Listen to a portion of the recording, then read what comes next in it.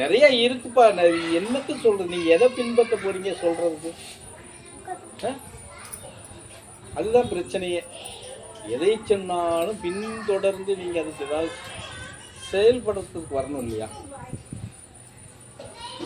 ஒன்று நீங்க சரி வர மாட்டீங்க, இல்லைன்னா உங்க வீட்டுக்காரர் சரி வர மாட்டாங்க. வீட்டுக்காரர் சரி வந்தா வீட்டுக்காரம்மா சரி வர மாட்டாங்க. ரெண்டு பேரும் சரியா வந்தா அவங்கள சார்ந்த சொந்தக்காரங்க சரியா இருக்க மாட்டாங்க.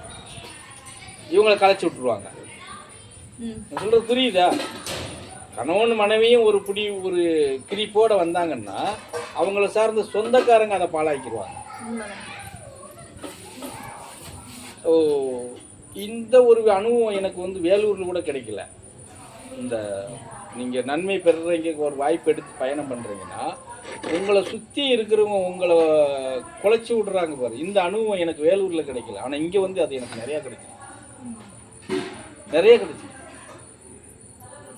ரொம்ப நெருங்கின சொந்தக்காரங்களாக இருப்பாங்க. ஏன் ஒரே வகுத்துல பிறந்தவங்களா இருப்பாங்க.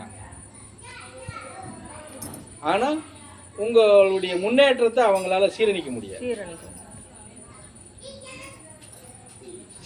முடியாமல் அவன் எப்படியாவது நம்ம சொல்கிற வார்த்தைக்கு உள்ளடங்கி தான் இருக்கணுங்கிறது மாதிரி அதுக்கான ஈனத்தனமான செயலெல்லாம் செய்கிறாங்க. இந்த அனுபவம் எனக்கு இங்கே அந்த 5 வருஷத்தில் நிறைய கிடைச்சிருக்கு. ஆனால் இவ்வளோ கொடுமையாக இருக்கிறாங்க அப்படின்னா நான் யோசிக்கிறேன், இன்னைக்கு வரைக்கும் யோசிக்கிறேன். அவங்கள சரி அப்படி சிக்கலில் சிக்கி மாட்டி சின்னவனமானவங்களை கூட நம்ம காப்பாற்றி வெளியே கொண்டு வந்து நிற்க வச்ச குடும்பத்தை கூட திரும்பி அவங்க அதே அந்த முதல்ல உள்ள செயல்பாட்டுக்கு இப்போ உள்ள இழுக்கிறாங்க.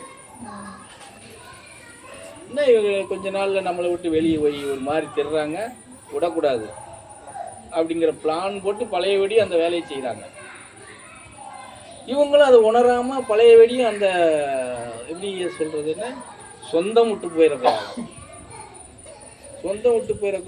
இப்போ அடுத்தபடி பல்ல திறந்துக்கிட்டு தான் இருக்கணும், வேற ஒன்றும் செய்ய முடியாது.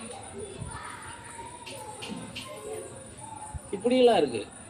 அப்போ இதில் எப்படி நீங்கள் எல்லாரும் இதாகிடுவீங்க அப்படிங்கிறது எனக்கு இதில் கிடைச்ச படிப்பினை என்ன அப்படின்னா, நாம் எந்த காரணத்தை கொண்டும் முழு தன்மை ஒருத்தர்கிட்ட வர்றது வரைக்கும் நாம் எந்த உறுதியும் கொடுத்துடக்கூடாது.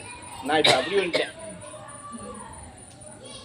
அவங்களுடைய மனநிலையும் குணப்பாவங்களும் பழக்க வழக்கங்களும் ஒரு உறுதித்தன்மைக்கு வராமல் நாம் ஒரு வாக்குறுதி கொடுக்கறது பெரிய தப்பு, பாவம்.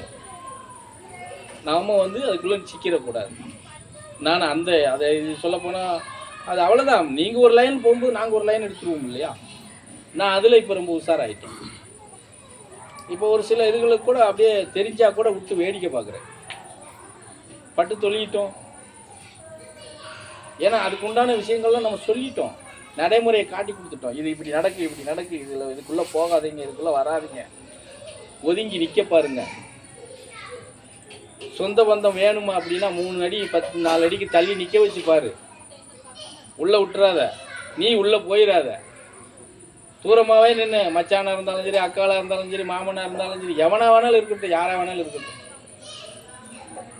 உள்ளே விட்டீங்கன்னா உன்னை சொல்லி முடிச்சிருவாங்க அப்படின்னு நம்ம எச்சரிக்கை பண்ணுறோம், எல்லா அறிகுறையும் கொடுக்குறோம். ஆனால் அவங்க என்ன நினைக்கிறாங்க, அவர் சொல்லுவார், அவரை எல்லாம் விட்டுட்டு வந்துட்டாரு அதனால சொல்கிறாரு. எப்படி? அப்போ எல்லாம் அவர் விட்டுட்டு வந்துட்டாரு சொல்கிறாருன்னா அப்புறம் நம்மளும் விட்டுட்டு தானே வேடிக்கை பார்க்கணும். அதே நம்ம புரியுதா நான் சொல்கிறேன்.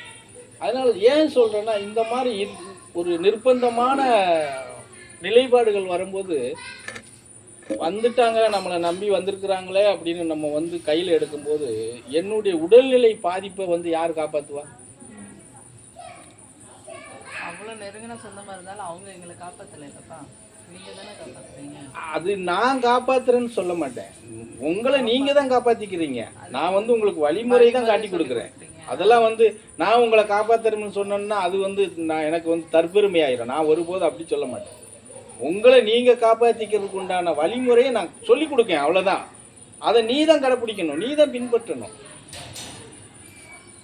அதெல்லாம் கிடையாது. இங்கே எனக்கு மண்டே ஆட்டிட்டு அங்கே தெருவில் போய் எனக்கு சொந்த பந்தம் வேணும், அது எப்படி நான் அதில் விலகி வந்துட முடியும் அப்படின்னு சொல்லி உடனே நான் விலகி வர சொல்லலை, தள்ளி நில்லுன்னு தான் சொல்கிறேன். என்ன இட்லிக்காரம்மா நீ விலக வேண்டாம், ஊருன்னு இருந்தால் சேர்ந்து இருக்கணுங்கிறது அது ஒரு இது இருக்கு. விலகி வராத, ஒதுங்கி நில்லு அப்படின்னா.